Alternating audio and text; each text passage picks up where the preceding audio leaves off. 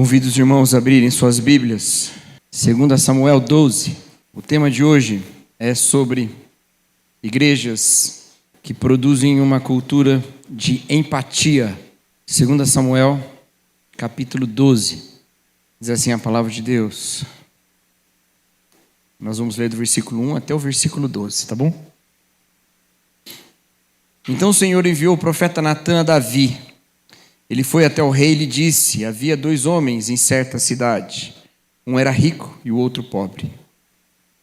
O rico era dono de muitas ovelhas e muito gado. O pobre não tinha nada, exceto uma cordeirinha que ele havia comprado. Ele criou a cordeirinha e ela cresceu com os filhos dele. Comia de seu prato, bebia de seu copo e até dormia em seus braços. Ela era como sua filha. Certo dia, um visitante chegou à casa do rico. Em vez de matar um dos animais de seu próprio rebanho, o rico tomou a cordeirinha do pobre, a matou e a preparou para o seu visitante. Davi ficou furioso com esse homem rico e jurou: tão certo como vive o Senhor, o homem que faz uma coisa dessas deve morrer. Deve restituir 4 ovelhas ao pobre por ter roubado a cordeirinha e não ter demonstrado compaixão. Então Natã disse a Davi: você é esse homem. Assim diz o Senhor, o Deus de Israel: eu o ungi rei de Israel e o livrei das mãos de Saul. Dei-lhe a casa e as mulheres de seu senhor e os reinos de Israel e Judá. E se isso não bastasse, teria lhe dado muito mais. Porque então você desprezou a palavra do Senhor e fez algo tão horrível? Você assassinou Urias, o hitita, com a espada dos amonitas e roubou a esposa dele. De agora em diante, a espada não se afastará de sua família, pois você me desprezou ao tomar para si a mulher de Urias. Assim diz o Senhor: de sua própria família farei surgir seu castigo. Tomarei suas mulheres diante de seus olhos e as darei a outro homem. Ele se deitará com elas às vistas de todos. O que você fez em segredo eu farei acontecer abertamente diante de todo Israel.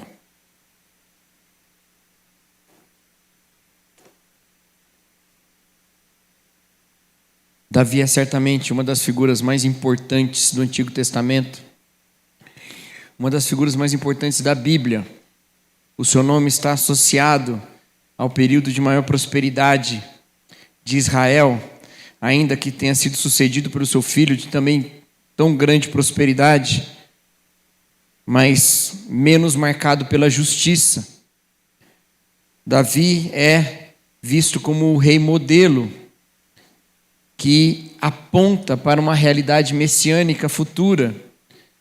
Havia uma esperança, depois do seu reinado, do retorno de um reino davídico, e esse seria daquele que é a raiz de Davi, que é da raiz de Davi.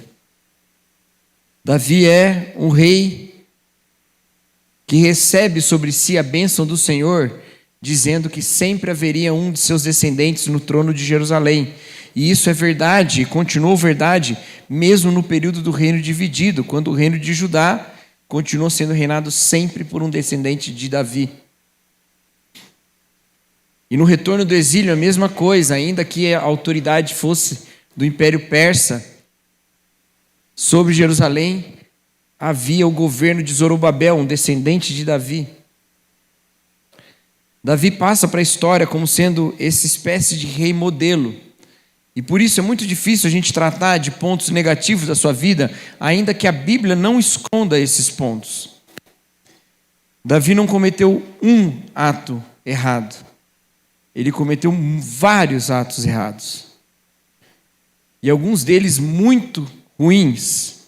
E este, sobre o qual nós falaremos essa manhã, particularmente cruel. Porque envolve violências muito sérias.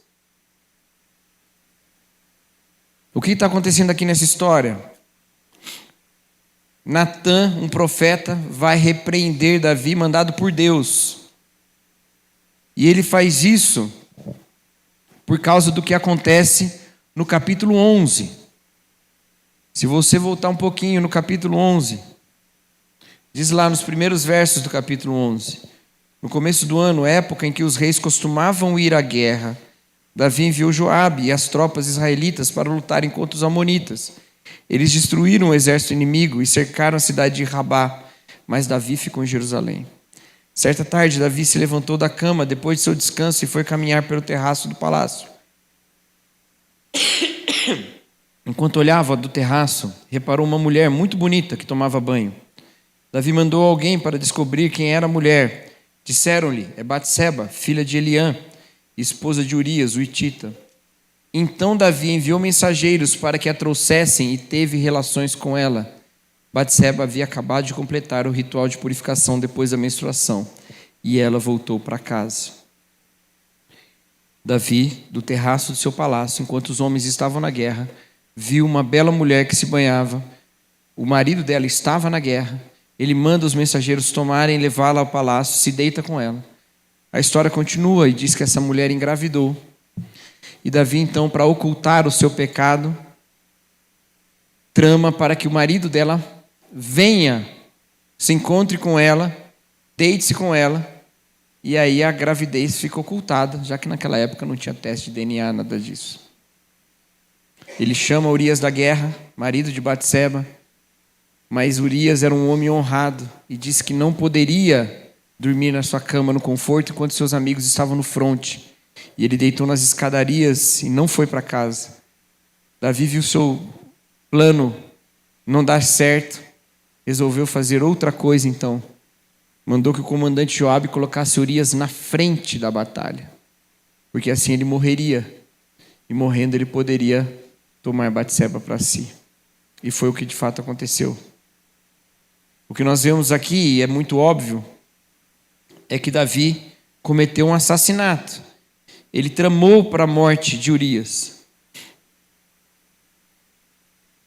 Isso para ocultar o seu pecado. E não há nenhuma dúvida sobre a violência de Davi, mesmo que terceirizada pelo exército inimigo, para a morte de Urias. Mas nós costumamos ler esse texto sem entender exatamente o que Natã está falando aqui para Davi. Porque o que Natã está dizendo para Davi é que o que ele fez não foi apenas o assassinato de Urias. E o que ele fez com Batseba não foi apenas um adultério, mas que Davi, usando-se do seu poder, submeteu Batseba a uma relação sexual. Aquilo que nós hoje chamaríamos, e na época não havia esse conceito, mas hoje nós chamaríamos de assédio e de abuso. A última vez que eu falei sobre esse assunto, aqui na igreja não, foi a penúltima vez, foi aqui na igreja. Mas a última vez que eu falei sobre esse assunto numa aula, as pessoas ficaram bastante indignadas com isso. Mas eu quero fazer o caso disso que estou dizendo, e não com base na minha opinião, mas com base em estudiosos desse texto, e especialmente no que o próprio profeta Natã fala. E dentre os estudiosos eu quero chamar um que eu considero alguém bastante considerado por todos nós, pastor batista John Piper, doutor em teologia. John Piper analisa esse texto. E ele afirma que o que Davi cometeu com Batseba foi uma violência sexual. E John Piper baseia-se em 3 pontos para defender essa ideia. O primeiro ponto é que no versículo 4 do capítulo 11, quando na minha tradução diz que ele deitou-se com ela, outras traduções falam que ele teve relações com ela. A ideia é que Davi tomou-a. Ele a tomou. E essa ideia traz, ou essa palavra traz, uma posição de passividade de Batseba e de atividade de Davi. O segundo ponto que John Piper destaca para falar dessa violência que Davi comete contra Batseba é a própria parábola de Natã. Natã conta uma parábola em que Batseba é comparada a uma ovelha, a um cordeirinho. Na parábola de Natã não há nenhuma responsabilização do cordeirinho de ser tomado pelo homem rico. O homem rico é o único agente da injustiça aqui. Ele toma, ele mata, ele serve, ele é que rouba a cordeirinha do seu legítimo proprietário. E ainda que a ênfase aqui seja no homem roubado, e que a ênfase seja em Urias ter perdido a sua esposa, a questão não é tanto quanto nós ignoramos a violência de Davi contra Batseba, mas por que nós imputamos a Batseba a participação no pecado, se o texto não faz isso? O texto não faz em nenhum momento uma imputação de responsabilidade em Batseba. Algumas pessoas analisando esse texto têm dito que Batseba estava lá se banhando de maneira indecente, mas a verdade não é essa. Ela estava fazendo um banho ritual de purificação. E era onde dava para fazer, gente. Não é assim que todo mundo tinha banheiro em casa, não, com chuveiro elétrico, não. Era sempre ao aberto. E mesmo que isso acontecesse com frequência, mesmo que ele pudesse olhar e ver, que não deveria, mas mesmo que ele fizesse isso, daí para usar do seu poder para tomá-la, é um passo bastante grande.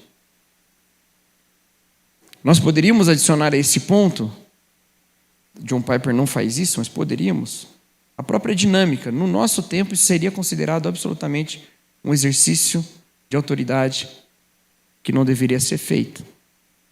No nosso tempo, seria considerado dessa maneira. Qualquer tipo de relação em que a disparidade de autoridade ela é vista como uma possibilidade de um assédio e de um abuso. E obviamente acontecia isso. Você pode imaginar como essa mulher resistiria ao que o rei mandou ela fazer. Dificilmente ela teria essa possibilidade. O terceiro ponto que John Piper destaca é a responsabilidade de Davi como uma autoridade espiritual. E de fato ele era uma autoridade espiritual. Davi era autoridade espiritual porque era rei. E reis eram autoridades espirituais.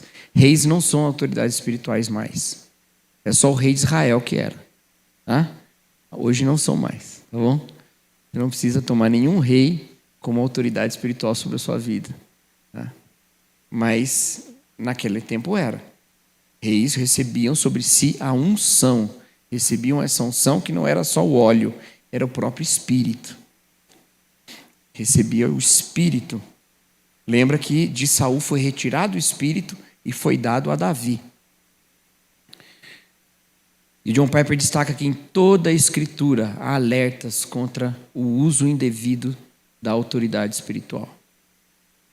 Natan destaca esse fato de que ele é uma autoridade espiritual, dizendo o que Deus falou para ele. Eu ungi rei de Israel e o livrei das mãos de Saul.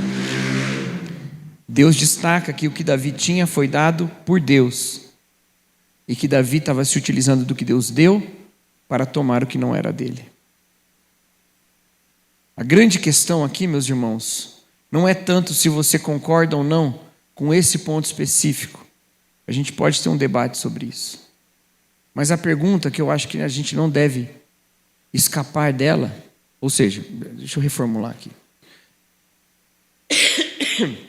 A pergunta não é tanto Davi estuprou ou não Batseba. A gente pode ter visões diferentes sobre isso. Mas a pergunta inescapável é: por que atribuímos a Batseba a culpa se o texto não faz isso? Essa é a pergunta, ok? Em nenhum momento o texto diz que Batseba é culpada. Em nenhum momento. Por que atribuímos ela a culpa se o texto não faz isso? Esse é um texto bastante desconfortável para nós. Essa história gera um dos textos mais bonitos do Antigo Testamento, que é o Salmo 51, um pedido de perdão profundo de Davi diante de Deus. Um cântico de quebrantamento, um lamento diante do Senhor, que é bastante de partir o coração. Mas quando nós pensamos nesse contexto, fica até difícil a gente ter simpatia por essa figura. Sendo essa figura ainda Davi, fica ainda mais difícil para a gente. Nossos ouvidos, nossa mente, nosso coração resistem bastante a isso. Mas isso evidencia como a gente precisa de Deus. Como a gente precisa de Deus. Voltando à pergunta que eu quero destacar e quero insistir nela. Por que atribuímos a Batseba pecado se o texto não faz isso? Nós fazemos isso, meus queridos, porque queremos proteger uma figura. Queremos proteger uma figura chamada Davi. Como não conseguimos lidar com o fato de que Davi era um pecador dos mais terríveis, e aqui eu estou citando só um dos seus pecados, tem tantos outros. Como não queremos lidar com isso, nós então fazemos uma coisa que é chamada de culpabilização da vítima. O mesmo fenômeno acontece tantas vezes, queridos, entre nós. Tantas e tantas vezes. Queremos proteger figuras, muitas vezes, que são figuras que para nós são muito caras. Gente que nós consideramos como exemplos espirituais. Pessoas que consideramos, às vezes, autoridades espirituais. E não reconhecemos nelas os mesmos potenciais demoníacos de todo ser humano. Todo ser humano tem em si raízes da maldade.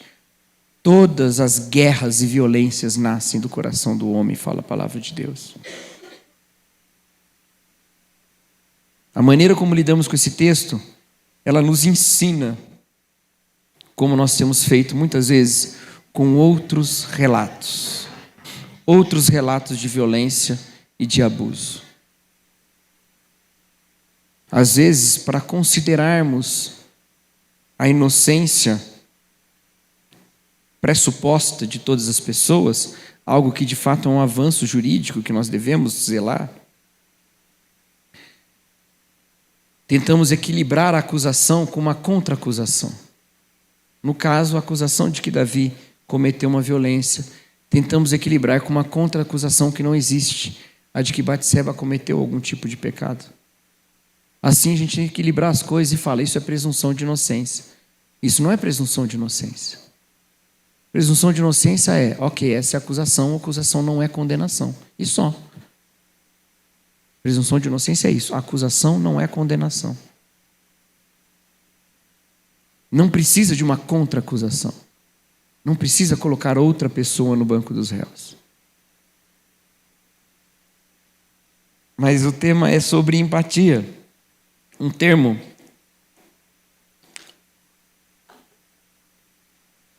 que ganhou muito destaque nos últimos anos. Empatia. Todo mundo quer empatia. E todo mundo quer ser empático. Ninguém quer ser acusado de não ter empatia. O que é empatia? Empatia é a palavra que significa sentir como o outro. Que na verdade, obviamente, não pode ser a mesma coisa, a gente não pode sentir exatamente o que o outro está sentindo. Mas é nós termos a abertura de considerar o sentimento do outro, o respeito pelo sentimento do outro. E esse texto é um grande exemplo de fomentar empatia.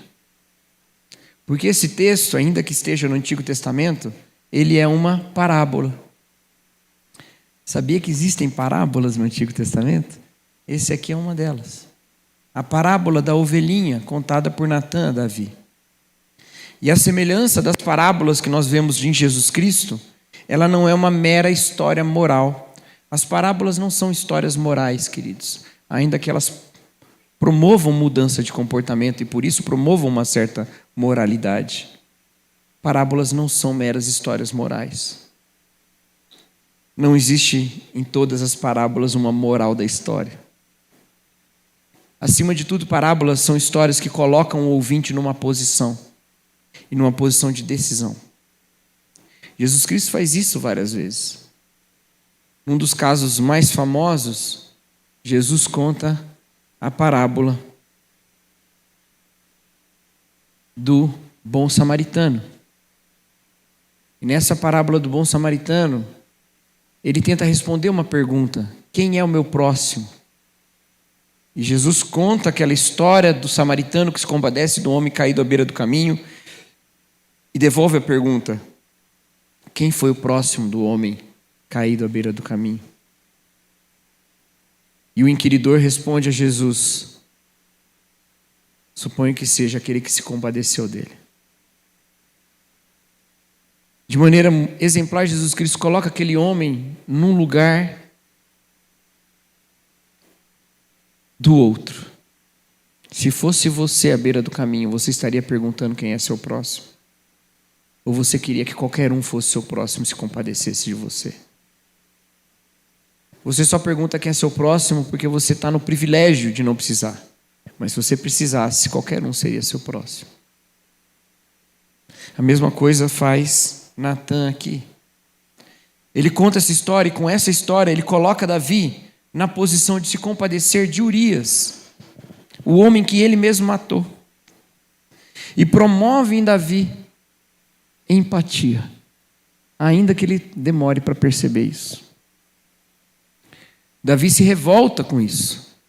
E ele diz: não, um homem desse não pode continuar vivo. Um homem desse tem que morrer e tem que dar 4 ovelhinhas para o que foi roubado. Pois esse homem é você, Davi. Esse homem é você.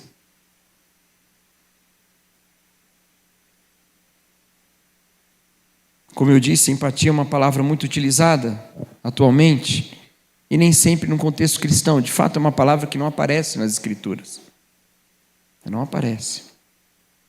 Há outras palavras que aparecem nas Escrituras e que trazem ideias semelhantes a essa. Mas não há nenhum problema de nós usarmos palavras que são da cultura presente para iluminarmos posturas que são posturas bíblicas.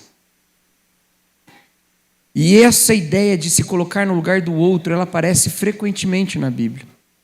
Esse trabalho que a Bíblia faz conosco, de nos contar histórias que nos levam a outra posição e trabalham isso no nosso coração, e o Espírito Santo vem aos nossos ouvidos e diz: esse homem é você. E a gente é chamado a uma mudança de atitude.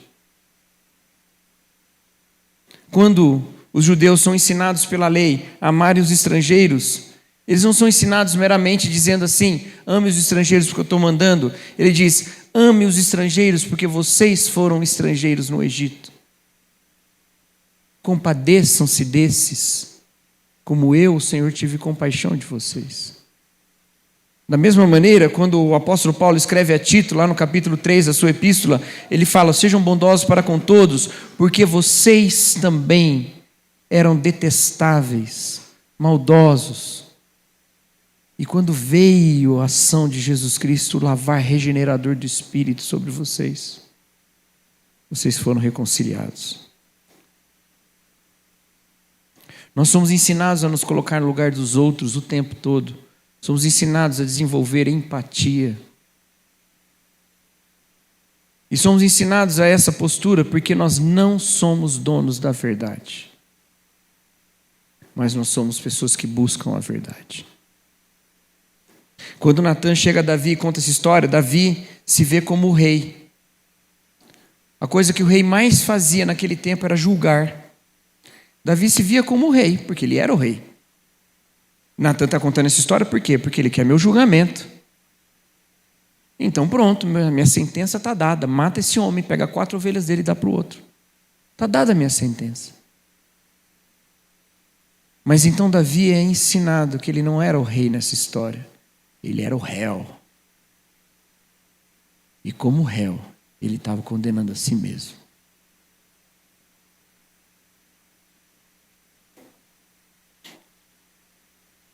Nós muitas vezes nos vemos como reis, mas ignoramos que somos réus justificados pela ação de Jesus Cristo.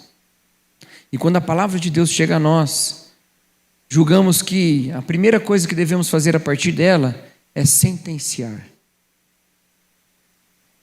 Quando às vezes nós é que estamos sendo sentenciados. E somos chamados a um quebrantamento, a uma mudança de atitude.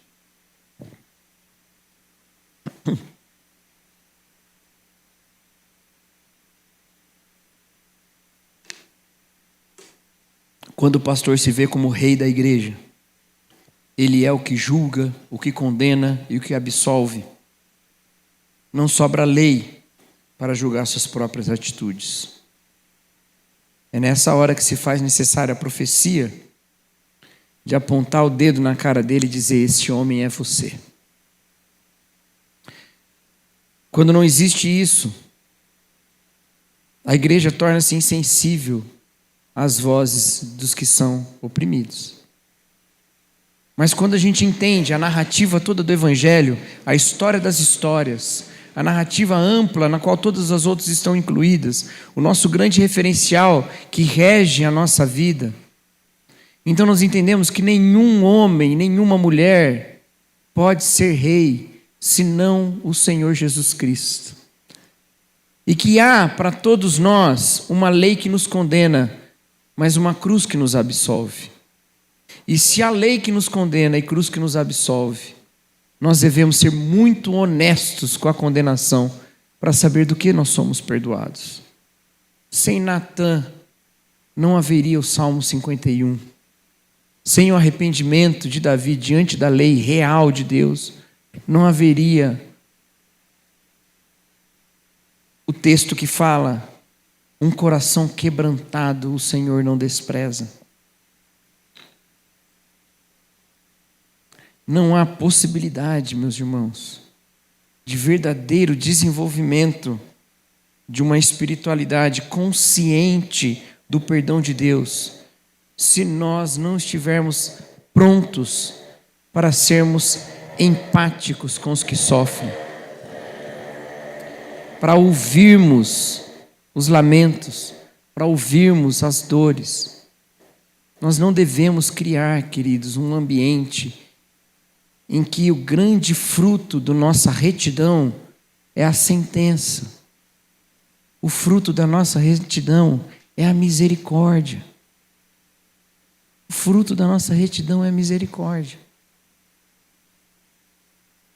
Porque não há misericórdia se não há justiça. Então nós devemos buscar a retidão para podermos ser misericordiosos. A igreja precisa fomentar uma benevolência para com as pessoas que não têm voz, que não têm vez, que só têm dor.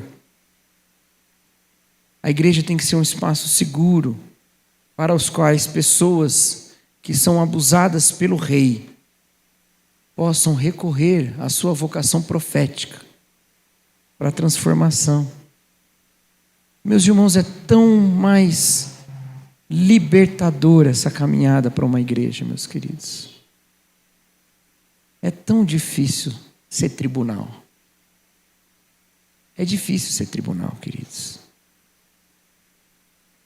Eu não sei como é que o pessoal do judiciário lida com isso. Acho que vai ficar desesperado. Porque cada dia é mais pedido, mais julgamento a ser feito, mais coisa. Mudança na lei, mudança no código. Mais petição, mais recurso, mais... As pilhas aumentam e a justiça tem só aquela limitação de lidar com isso.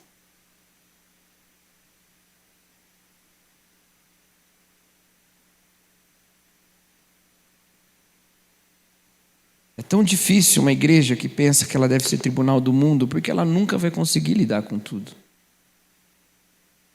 Mas é tão melhor quando a igreja é uma comunidade de pessoas que sabem que são pecadoras e que sabem que vivem no meio de um povo pecador e que sabem que cometem injustiças e que sofrem injustiças. E por isso ela ouve todo mundo na possibilidade de ser alguém injustiçado. Eu já disse isso algumas vezes aqui na igreja e digo de novo. Nós devemos ouvir cada lamento, cada reclamação como uma potencial voz vinda do Espírito. Pode não ser. Pode ser uma voz vinda da carne. Davi já tinha ouvido gente falando da carne. Saul falou de carne para Davi e para tantos outros. Mas agora era Natan falando a partir do Espírito. Não podemos ignorar que temos os potenciais maldosos de Davi e de toda a humanidade caída.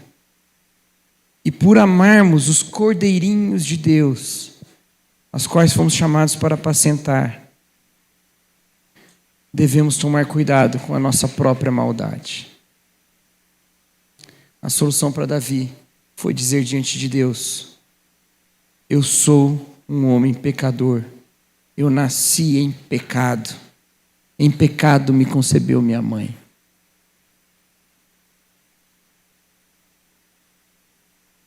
Pequei contra ti somente fiz o que era mal.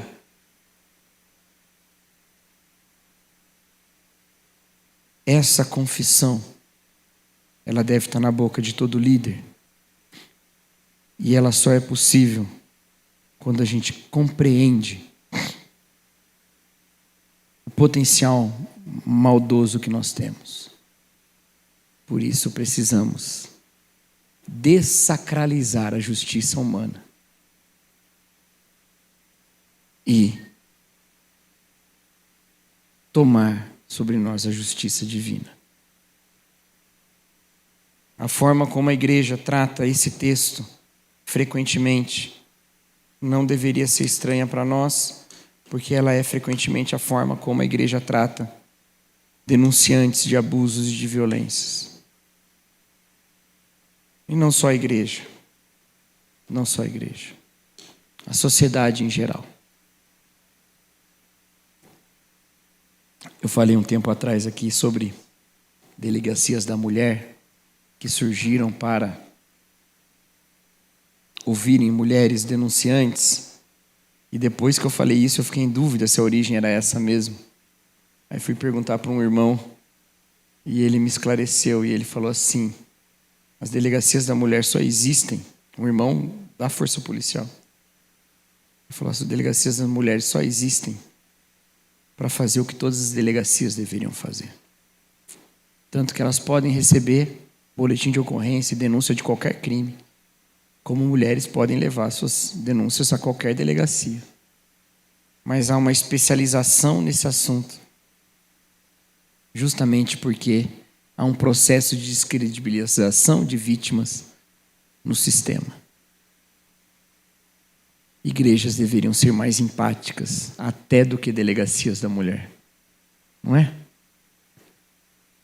Porque numa sociedade onde mulher não é ouvida, ou numa sociedade onde o pobre não é ouvido, ou numa sociedade onde o negro não é ouvido, ou uma sociedade onde qualquer setor da sociedade não é ouvido, você pode ter absoluta certeza de que, por causa do Cordeiro de Deus, Jesus Cristo, Deus ouve todos eles.